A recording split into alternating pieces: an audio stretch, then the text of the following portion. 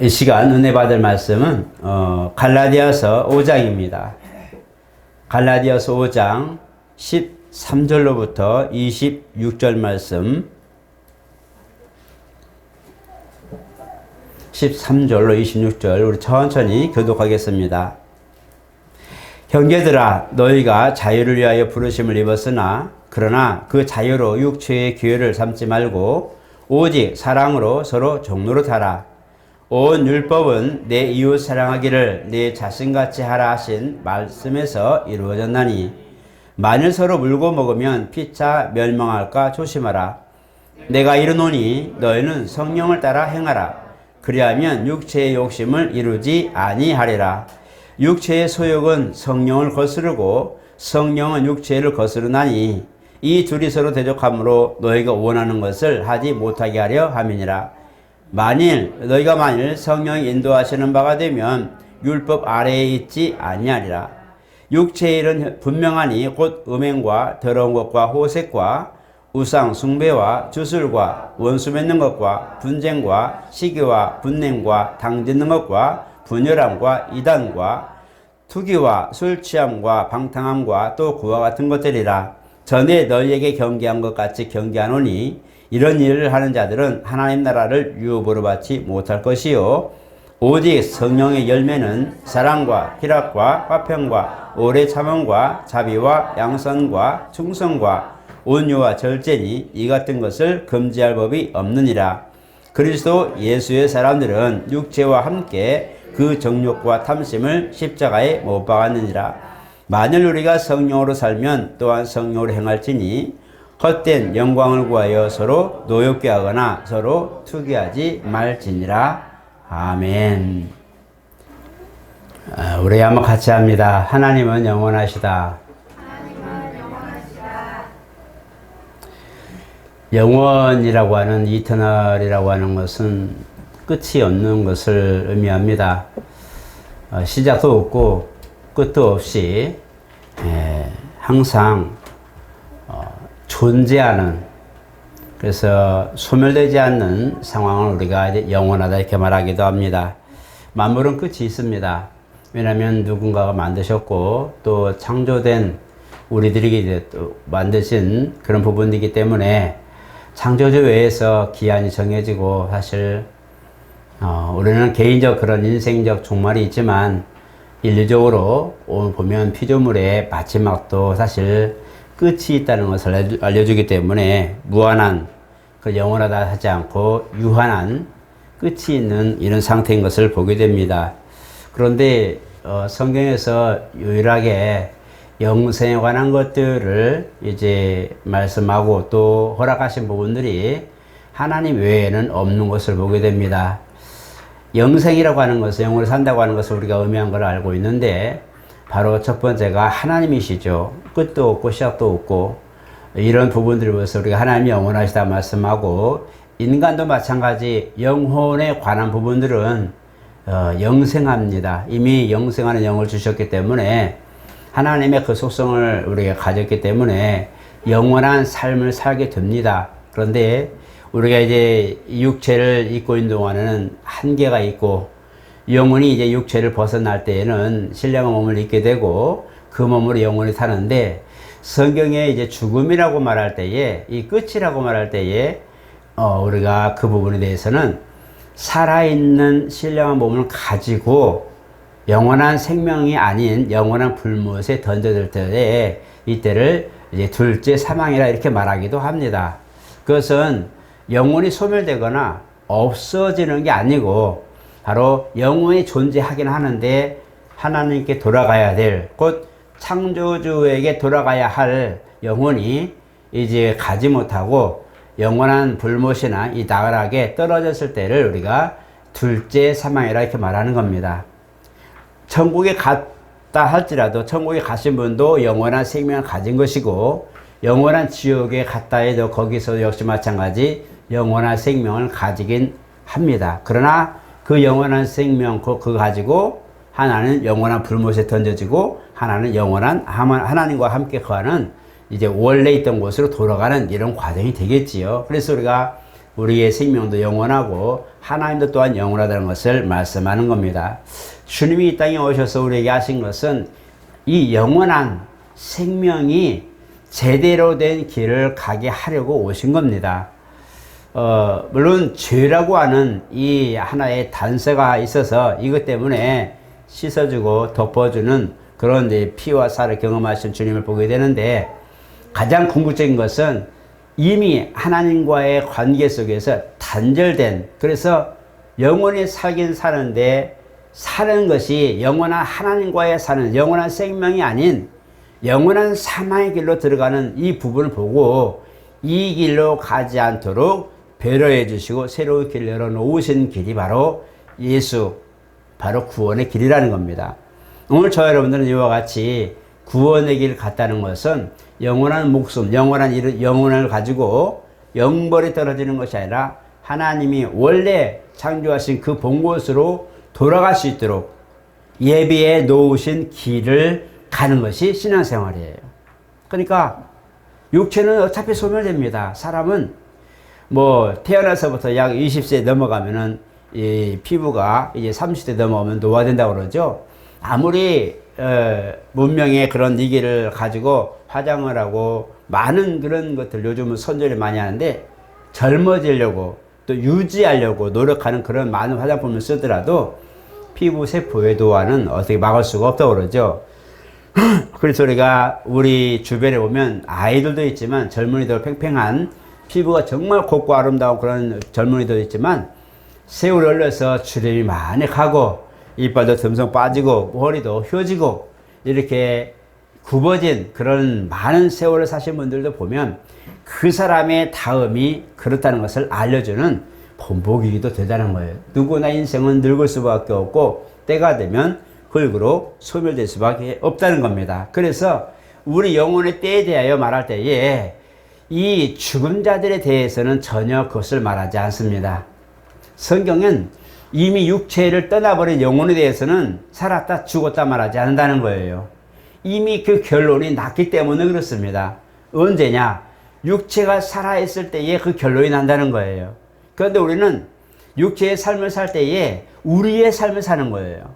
우리 인생, 우리에게 허락한 이 인생이라는 걸 살게 되는데, 이때에 준비한 사람과 준비하지 못한 사람의 차이가 육체를 떠난 그 영혼에 그대로 적용이 되는 거예요. 그래서 영생과 영벌이라고 있는 것이 있는데, 성경 이 문제에 대하여 육체에 대해서는 어차피 죽는데, 누구든지 한번 죽는 건데 그 뒤에는 심판이 있다고 이렇게 말씀하고 있어요. 이 심판에 관해 말할 때에 영벌에 들어가는 그런 심판도 있겠지만, 그러나 이 육체를 떠난 그 영혼이 하나님의 생명을 가진 이였다면 그는 거기서 분별되어 하나님 앞에 수종되는 천사들이 와서 모셔가겠죠. 낙원으로 모셔가고 쉬었다가 아버지 나라 들어가겠죠. 이런 과정이 있는데, 이 육체의 영혼이 떠나는 순간, 분리되는 순간에 우리는 이미 끝난 거란 말이에요. 준비가 끝난 거란 말이에요. 그래서 육체에 있는 동안 우리가 뭐든지 하려고 하고, 육체에 있는 동안 우리 더욱더 신앙생활을 열심히 하려고 하는 이유가, 또 심고 가꾸려고 하는 이유가, 육체가 영혼과 구별 딱 되는 순간에 이미 우리가 할 수 있는 모든 상벌이나 어떤 신앙적인 문제나 구속의 문제나 이런 것들이 다 완료가 되어버린단 말이에요. 그대로 봉합해버리듯이 딱 묶어서 그 사람에 대하여 판단된 하나님의 그런 구원 기준으로 이제 구원이 된 사람과 그렇지 못한 사람 사이가 딱 갈라져서, 그때는 여기도 저기도 오고 갈 수 없는, 이제 내 마음대로 안 되는 누군가에게 이끌려 원해진 정해진 곳으로 갈 수밖에 없는 상황이라는 거예요. 그래서 육체가 있을 때에 우리가 한 시간이라도 더 머무를 때에 노력하고 준비하는 것이 우리에게 필요하다는 거예요. 오늘 저와 여러분은 사실은 이미 400여 가지의 달란트가 있어요. 재능이 다 있어요. 그래서 오감도 있고 또 그 다음에 많은 그런 우리가 할 수 있는 재능들이 많이 있는데, 그 중에 한 10가지 정도가 있고 없고가 있는데, 이런 부분들은 드러나는 것이고 또 실생활 속에 이제 그런 것들이 활용되기 때문에 마치 많이 있는 사람 같고 없는 사람 같은 그런 구분이 되죠. 그러나 기본적으로 보이지 않지만 다 가지고 있는 수백여 가지의 그 재능들을 보는데, 이런 과정 속에 가장 중요한 것은 바로 우리가 육체를 지금 입고 있다는 사실입니다. 이 육체는 하나님 우리에게 주신 선물이고 부모로부터 혈육을 우리가 이어받은 선물이지만 사실은 이 육체가 있는 동안에 우리가 준비할 수 있는 시간이기 때문에 가장 소중하다고 말하는 겁니다. 하나님은 우리에게 영을 주셨어요. 항구적인 존재인 영을 주셔서 하나님을 사랑하고 그분의 사랑을 받아 누릴 수 있는 그런 자격을 주셨어요. 근데 우리 부모는 우리가 이 땅에서 영을 담은 육체를 허락해 주신 거예요. 선물로 주신 거예요. 그 수억 개의 그런 어제 생명체가 정말 작은 생명체가 이제 다름들에서 오늘 저와 여러분들이 성공한 사람들이잖아요. 적어도 부모의 태에서 이제는 그런 이제 임신한 그런 과정에 성공한 이들이 오늘 저와 여러분들의 모습이란 말이에요. 그래서 거기서 성공한 사람들이 이제는 세상에 나오고 선물로 뭘 받냐? 육체의 삶을 받게 되는 거예요. 그래서 이 혈육은 부모로부터 받은 선물이라고 말합니다. 정말 부모의 사랑의 열매로 맺은 선물을 우리가 가지고 살아가는데 여기에 하나님은 영을 부여 주셔서 바로 육체가 있는 동안에 부모가 주신 그 모든 혈육 안에서 있는 동안에 하나님의 영이 내 안에서 갈고 닦여지고 성숙하고 성장해가고 더 많은 일들을 할 수 있는 기회를 허락하고 계시다는 거예요. 그래서 이것은 누구에게나 차별이 없습니다. 하나님이 우리에게 영을 주시고 기회를 주신 것은 어떤 장애를 가졌다든지 아니면 태어날 때부터 아픔을 가졌다든지 아니면 온전한 상태로 이제 출생하다든지 출생의 어떤 그런 온전함과 그렇지 못한 어떤 차이가 있다 할지라도 부모가 물려주신 이 모든 혈육은 약간의 오류가 있을 수 있고 장애도 있을 수 있고 또 건강히 태어날 수 있겠죠. 그렇죠? 그러나 이것은 부모가 우리에게 선물로 주신 것이지만 하나님이 우리에게 영을 주시고 기회를 주시는 것은 차별이 없다는 거예요. 그래서 육체적인 어떤 그런 결함이나 아니면 어떤 신체적인 어떤 문제로 인해서 남들과 같지 못한 기계를 의존할 만큼의 그런 문제가 있는 그런 어려움이 있고 약함이 있는 부분이라 하더라도 그 사람에게 주신 영은 순수한 건강한 사람이나 아픈 사람이나 어떤 장애를 가진 사람이나 구분 없이 똑같이 부여해 주셨다는 거예요. 그리고 적어도 그 사람이 살고 있는 동안에는 어떤 삶이든지 기회를 동일하게 주셨다는 거예요. 성경은 많이 맡긴 사람한테는 많이 찾는다고 말합니다.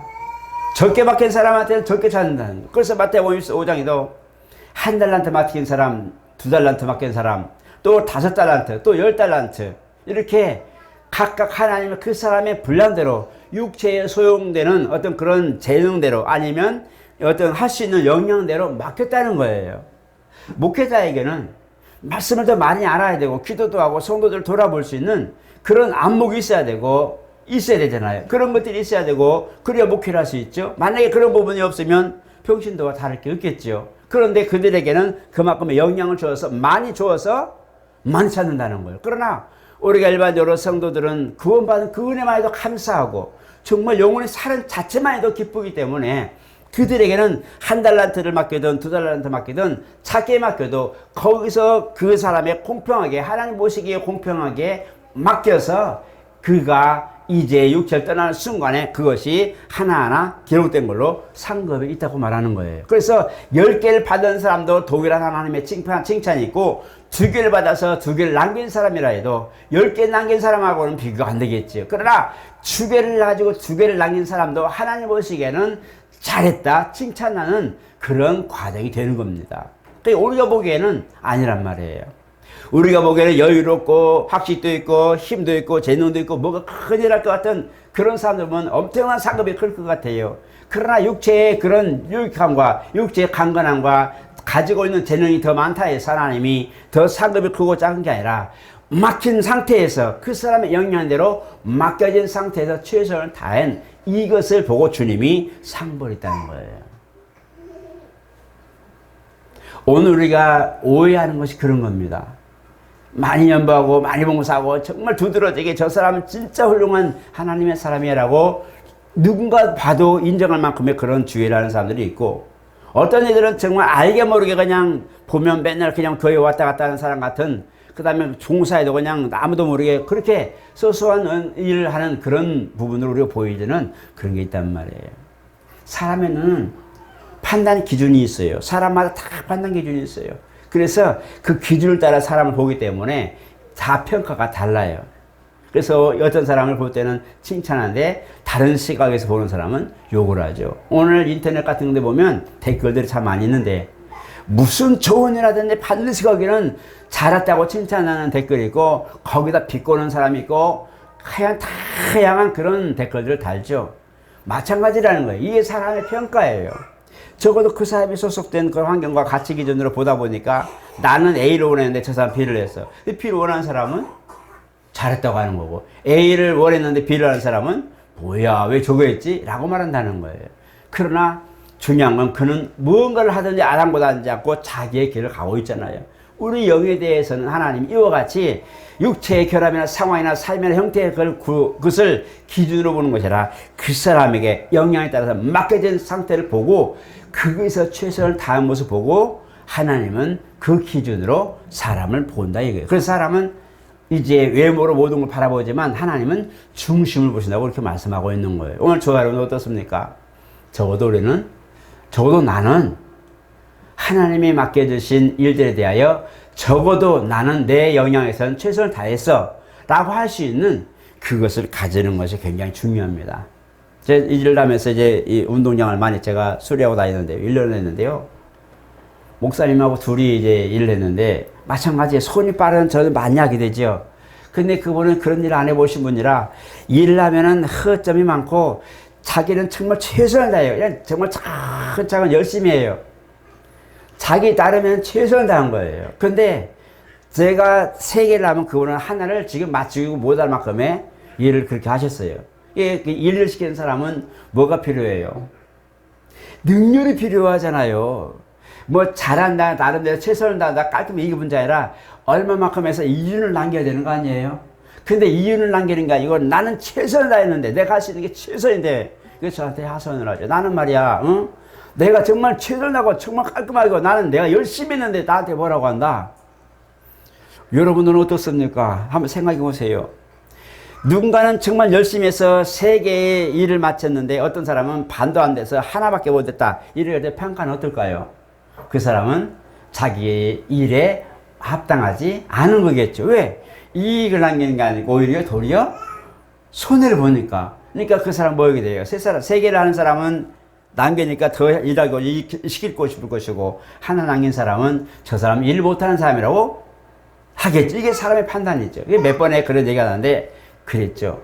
저 사람이 하나하고 내가 3개를 하든 아니면 둘이 똑같이 2개를 하든 어차피 하루를 마치는 거 아니냐? 맞죠? 그래서 이렇게 해서 이제 그 사람을 끝까지 이제 제가 이렇게 같이 일을 했는데 중요한 건 뭐냐면 그분은 그분 나름대로 최선을 다한 거예요. 그러니까 저도 그 사람에 대해서 왜 이것밖에 안 해서 빨리 하세요 이런 말을 안 합니다. 왜? 적어도 그 사람은 자기가 할 수 있는 것에서는 최선을 다한 사람이에요. 물론 일 시키는 반장은 왜 저만큼 안 됐다고 능률적인 어떤 이익적으로 보겠지만 그 과정을 메꿀 수 있다면 같이 하는 게 좋잖아요. 그렇게 됐는데 사람의 평가는 이와 같이 3대1의 어떤 그런 것처럼 그걸 가지고 평가하지만 주님은 그 안에서 그 사람의 하는 모습을 보고 그 사람의 하는 업적에 대하여 최선을 다했을 때 그 과정을 주님은 보시고 있다. 이것이 중요하다는 거예요. 그래서 저는 여러분들이 항상 판단 기준을 신앙을 가진 분들이라면 적어도 우리가 하나님을 경외하고 그분의 은혜를 받고 살아가는 부분이라면 우리도 그러한 그런 시각과 평가를 가지면 좋겠다. 이 마음을 가져봅니다. 이건 개인적인 겁니다. 그러나 성경에도 보면 하나님은 외모로 보지 않냐고 중심을 보신다고 말씀했는데 정말 하나님도 마찬가지 10개를 했던 하나를 완료했던 똑같이 하나님 보시기에는 같은 걸로 보시다는 거예요.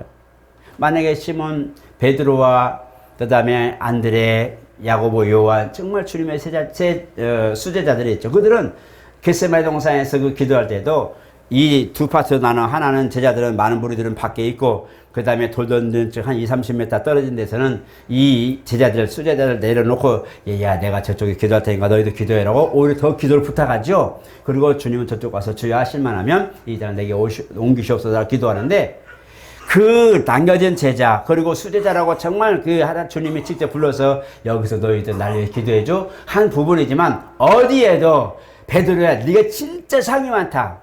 아니면 바돌로메나 아니면 정말 별로 이름이 없는 마띠아나 아니면 뭐 그런 있잖아요. 이들은 뭐예요? 그냥 너들은 별로니까 그냥 가서 음식이나 가져와. 빌려봐. 너 가서 음식이나 가져와. 이렇게 안 했다는 거예요. 그 12제자를 똑같이 대우하고 똑같이 해준 거예요. 보면은 그런 부분도 있다면 주님의 그런 부르심과 주님의 그 모든 것들을 바라보시는 그 평가에는 차별이 없었다고 말씀하고 있어요. 그래서 우리 눈이 그랬으면 좋겠어요. 우리 눈이 육체의 삶을 사는 우리 모두에게 평가할 때에 누가 좀 이윤을 남기고 누가 좀 잘 살고 누가 좀 확실히 건강하고 이것보다도 정말 어떤 사람을 보든지 하나님이 바라보는 시각으로 본다면 우리는 차별할 이유가 없는 거예요. 아이니까 너는 비켜. 어르신이니까 존중하고 이것이 아니라는 거예요. 어떤 교회는 아이들을 개수에도 안 넣어요. 그래서 왜 아이들을 개수에 안 넣지? 진짜 중요한 게 어린 영혼인데. 그러면 하나님이 어린 영혼을 왜 넣었을까? 그러니까 어린 영혼도 하나님이 주셨다는 것을 잊어버리면 안 돼요. 어린 영혼도 하나님 앞에는 하나의 영혼이란 말이에요. 귀중하고 소중한 거란 말이에요. 그러니까 애들은 14세 이상 이제 세대 침례 받을 수 있는 자격이 있는 만큼의 아이들 이상, 14세 이상 성도가 몇 명입니까? 묻는데 저는 그걸 반대했어요. 이제 갓 태어난 아이라도 생명이잖아요. 그죠? 그 영혼도 하나님의 정말 소중한 영혼인데 이러한 부분들 보면서 하나님 앞에 적어도 맡겨진 약물이라면 태아 때부터 아니면 이미 임신하면서 시작하는 태동하는 그런 생명부터 저 놓는 일에는 이제 곧 하나님 품에 안길 만큼의 정말 많은 삶을 살아온 그런 노인의 일까지 다 영혼으로 주님은 보고 계시다는 거예요. 하나님의 시각으로 보게 되면 다 소중한 거예요. 아이가 울면 저쪽 치여. 예배, 야, 쪼까. 너도 놀고 있어. 예배 드리고 올게. 이건 아니라는 거잖아요. 그죠? 여러분들 항상 기억하셔야 됩니다. 아이들이 어려서도 예배를 드리지 않으면요. 커서도 예배 습관이 안 됩니다. 우리 젊은 친구들이 있는데, 어려서부터 부모가 어쨌든 이랬든 저랬든 교회 끌어다 놓고 앉혀서 예배하는 걸 가르치고 습관적으로 가르치고 마치 쇠뇌하듯이 가르쳐서 그렇게 가르쳐 놓으니까 예배 당연히 드리는 거죠. 그러니까 주일에 뭐 하면, 나 교회 가야 되는데? 어느샌가 그게 인식이 되어서 뭘 하다가도, 나 교회 가야 되는데? 뭘 하더라도 주일날 약속을 한다고 뭘 해요? 그때 교회 가야 되는데, 토요일날 하든지, 다른 날 없을까? 예배를 피해서 만남을 갖죠. 왜 그럴까? 이미 신앙이 그에게 들어갔기 때문에 그는 좀 신앙이 부족한 것 같고 연약해 보여도 이미 심중에는 하나님 중심의 그런 모든 삶이 맞춰졌기 때문에 나 교회 가야 되는데 그 시간 교회 가야 되는데 알고 있는 거예요. 이게 뭐냐? 하나님의 부르심에는 이와 같이 모든 부분을 구분이 없이 누구에게나 공평한 기회를 허락하시고 어린아이든지 어른이든지 똑같이 우리 시각도 같이 보아줄 수 있는 하나님의 귀한 영혼으로 보아줄 수 있는 안목이 필요하다. 이것이 어느 때냐? 육체가 있을 때 가능한 거예요. 그래서 육체가 있는 동안에는 범죄하기도 싫고 탈선나기도 쉽고 많은 것들이 쉽지만 그러나 이 모든 것들을 굴복시켜서 하나님께 굴복시키는 것이 가장 중요한 거예요. 오늘 본문에는 육체의 일은 현재하니 그러나 또 성령의 역사도 마찬가지 열매가 그대로 나오는 걸 보게 됩니다. 그런데 마지막 부분이 뭐라고 하세요? 그리스도 예수의 사람들은 육체와 함께 그 정욕을 십자가에 못 박았다 말합니다. 로마서 8장에 보니까 육체의 생각은 사망이라고 말합니다. 영의 생각은 생명이라 말합니다. 너희가 육체로 살면 반드시 죽을 것이요. 영으로서 육체 행실을 죽이면 살리니. 성경은 답이 나와 있어요. 우리 육체에 있는 동안에 어떻게 살아야 될지를 알려주고 이 부분에 답이 나와 있다는 거예요. 그래서 성경이 원하는 대로 우리 육체가 있고 원하는 대로 뭐든지 할 수 있어요. 자유가 있어요. 내 삶이니까, 내 인생이니까, 내 육체니까 원하는 대로 할 수 있어요. 그러나 이 부분으로 조금 절제하고 하나님 앞에 영을 부여하신 그 영적 존재를 위한 준비를 하는 과정이 우리가 필요하다면 우리가 조금만 시간을 내서 영혼의 때를 준비한다면 육체가 구분되는 딱 순간에 이미 끝날 순간에 주님이 고생했다라고 올려주시는 겁니다. 그게 바로 구원입니다. 오늘 저 여러분 육체는 아무리 노력해도 안 되는 게 있어요. 왜? 육체 약하기 때문에. 주님도 마음은 원인데 육체가 약하구나. 왜? 지금 주님은 잡히시는 곧 죽을 이제 3일이면 죽는데 십자가에 달려 죽을 이 시기가 되는데 제자들을 데려다 놓고 기도 좀 해줘라 기도 좀 해줘라 그랬는데 기도를 3번 기도하고 그가 내 뜻대로 마옵시고 아버지 원도 되기를 원합니다 하고 땀방울에 빗방울 되기까지 정말 간절히 기도해요. 얼마나 간절히 기도했는데 근데 와서 이렇게 보니까 제자들이 뭐하고 있어요? 그 수제자라고 하는 이 제자들도 역시 피곤한지라 주님 따라다니느라고 너무 피곤해서 뭐예요? 졸고 있는 거예요. 자고 있는 거예요. 얼마나 피곤하지. 육체는 주님이 지금 죽음을 놓고 사경을 정말 생사를 놓고 기도하는 그런 선택의 시간에 그런 기도하고 있는데 제자들은 그건 주님 일이시고 나는 지금 피곤하니까 주님 우리 주님 도와주세요라고 기도하지만 어느 생각 주여 하고 코를 걸죠. 왜? 육체에 나가면 누구도 이길 수 없어요. 주님도 그걸 아시고 그래서 우리가 뭐예요? 할 수 있는 대로 이렇게 말하고 있어요. 그래서 할 수 있는 대로 우리가 만약에 쉬지 말고 기도해라니까 잠 안 자고 기도하는 우리 저 후배 누구처럼 전도했더니 잠 안 자고 그냥 초췌해 가니까 쉬지 말고 기도하라 말에 걸려가지고 그 사람이 진짜 말씀대로 사는 사람 같아요. 그죠? 목사 됐어요. 중요한 건 뭐냐? 그게 아니라 할 수 있는 대로 내 역량에서 내 육체 삶의 동안에서 삶을 살지만 할 수 있는 만큼 최선을 다해 우리가 주 앞에 준비하는 것이 옳다. 그래서 우리가 많은 것들이 많지만 할 수 있는 것도 많고 할 수 없는 것도 많아요. 억지로 할 수 없어요. 그러나 적어도 자원하는 심령이 있고 적어도 할 수 있으면 믿음의 가정들이 하라. 주님도 사도 바울도 이용할 거 이렇게 해라 저렇게 해주는 것은 누구나 정말 하기 어려운데 할 수 있으면 이렇게 해라라고 권면하는 겁니다. 육체의 일에 대해서는 명령이라고 하기 참 어려워요. 왜? 결국은 자기가 책임을 지는 문제인데 삶에 대해서 자기가 책임지는 거잖아요. 그러나 이와이면 영원한 것을 위해서 추구하자고 하는 것이 권면이라는 거예요. 목회자가 항상 강론하면서 말씀을 풀어서 주는 것은 성도야 이렇게 살자. 제가 몇 번 얘기하죠. 성도야 이렇게 살자. 우리가 하나님 말씀 법이지만 풀어주는 나는 법이 아니잖아요. 권면이잖아요. 성도야 하나님 이런 분이 이렇게 가자. 하나님 왼쪽에서 부르시니 왼쪽으로 가자. 하나님 우리가 기뻐하시니 우리 기뻐하는 거 할까? 하고 뭔가를 기회를 자꾸 제시하는 거죠. 그게 강론이란 말이에요. 뭔가 하나님 말씀을 주셔서 이거구나 저구나 내가 이렇게 했는데 요건 이렇게 하는 거구나 하고 뭔가를 알고 방법을 알고 하나님 사랑하는 법 내가 주님을 순종하는 법을 배우는 거거든요. 그게 강론이란 말이에요. 그 속에서 배우는 거거든요. 여러분 그렇게 하셔서 내가 육체의 동안에 뭘 할 수 있을까? 적어도 나는 내 삶을 사는 동안에 육체의 동안에 주의 일하는 데 있어서 어떤 것을 할 수 있을까? 내 영혼을 때를 위해서 나는 무엇을 준비할 수 있을까? 한번 생각해 보시고 많은 일 할 수 있지만 내 일도 많지만 세상 일도 많지만 적어도 한 번쯤은 멈춰서서 주여 나는 주님을 위해서 뭘 하면 좋을까요? 아니면 정말 내가 이렇게 할 수 있는데 주여 내가 주님을 위해서 이걸 하고 싶은데요 하고 한번 여쭤보세요. 주님이 기뻐하실 거예요.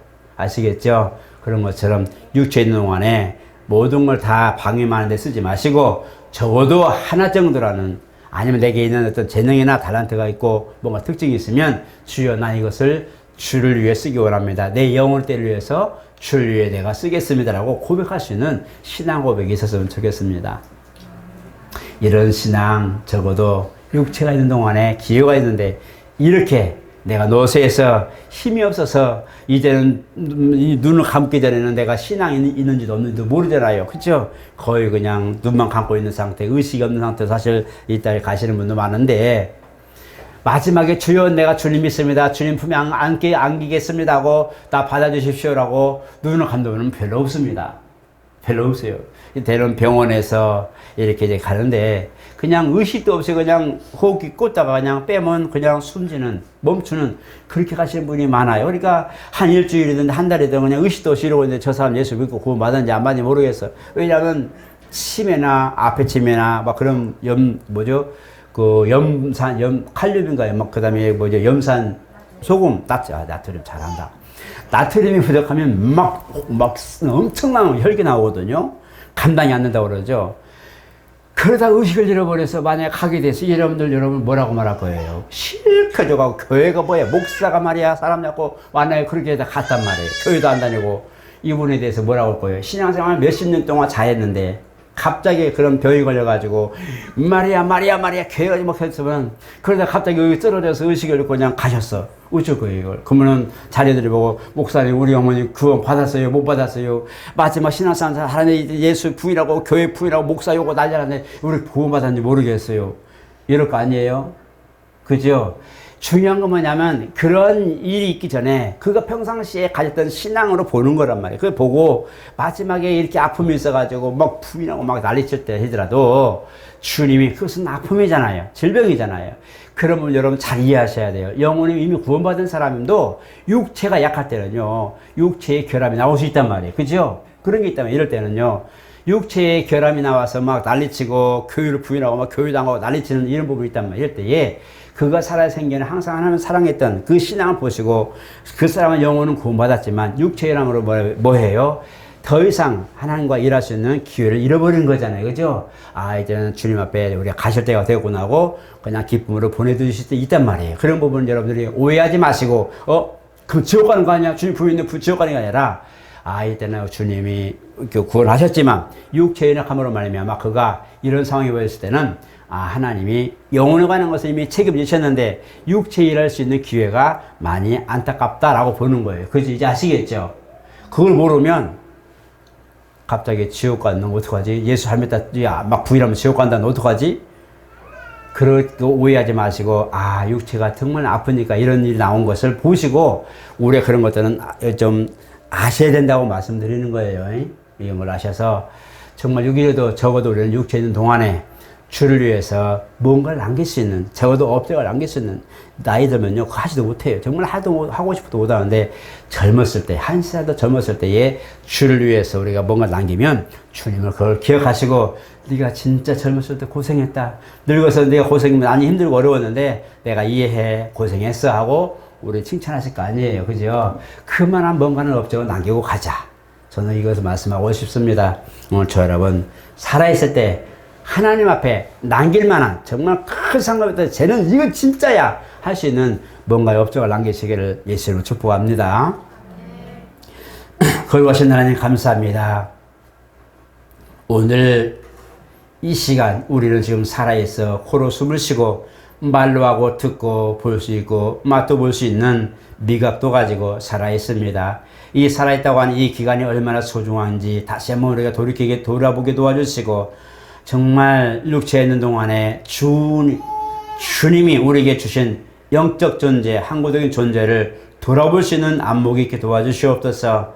또한 육체가 있을 동안에 영원한 것을 위하여 준비하고 예비할 수 있는 지혜가 있게 도와주시고 우리에게 주신 달란트, 재능들이 있습니다. 하나님, 이왕 사는 것 정말 주님이 기뻐하시고 기억하실 만하고 행위롭게 상급이 되는 아름다운 열매 맺는 삶이 우리의 삶이 되게 하여 주시옵고 그 방향으로 성령님 이끌어 주시옵고 악에서 보호해 주시고 죄에서 구원해 주시고 육체의 일 때문에 망하지 않게 지켜주시고 성령과 함께 거룩한 일을 도모하는 우리의 현실적 삶이 되게 도와 주시옵소서.